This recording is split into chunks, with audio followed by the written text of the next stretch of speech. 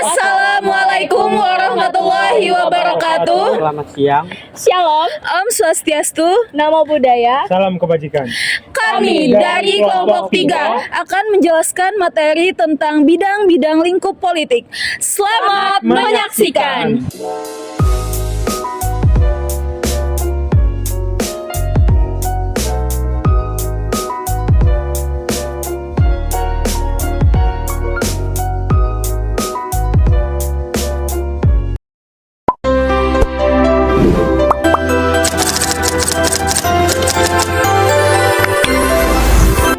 Teori politik adalah bahasan atau tujuan dari kegiatan politik. Cara-cara untuk mencapai tujuan tersebut, kemungkinan-kemungkinan dan kebutuhan-kebutuhan yang ditimbulkan oleh situasi politik tertentu, dan kewajiban-kewajiban yang diakibatkan oleh tujuan politik. Dalam teori politik, yang dibahas adalah masyarakat, kelas sosial, negara, kekuasaan, kedaulatan, hak dan kewajiban, kemerdekaan, lembaga-lembaga negara, perubahan sosial, pembangunan politik, modernisasi, dan sebagainya. Menurut Thomas P. Jenkins, dalam The Study of Political Theory, terdapat dua macam teori politik, yaitu pertama, teori-teori yang mempunyai dasar moral yang menentukan norma-norma perilaku politik. Kedua, teori-teori yang membahas fenomena dan fakta-fakta politik dengan tidak mempersoalkan norma-norma.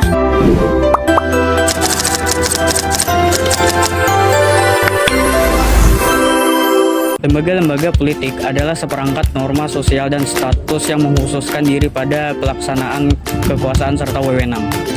Lembaga-lembaga politik terdiri dari UUD, pemerintahan nasional, pemerintahan daerah, dan lokal. Fungsi ekonomi dan sosial dari pemerintah dan perbandingan lembaga-lembaga politik.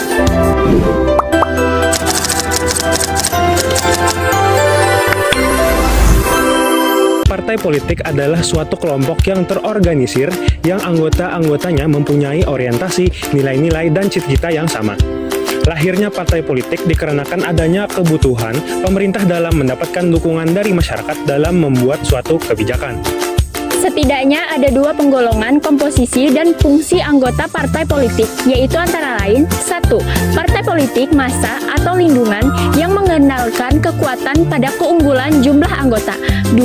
Partai politik kader yang mengandalkan kualitas keanggotaan dan keketatan organisasi.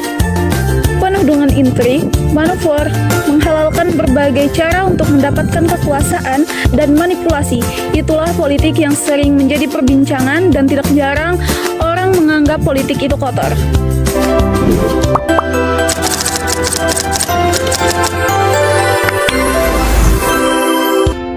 Hubungan internasional adalah bentuk interaksi yang dilakukan antar negara untuk kepentingan internasional.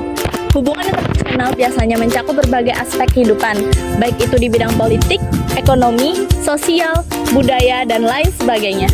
Jadi, kesimpulan dari materi bidang-bidang lingkup politik adalah ruang lingkup politik mencakup 4 aspek utama yang saling terkait.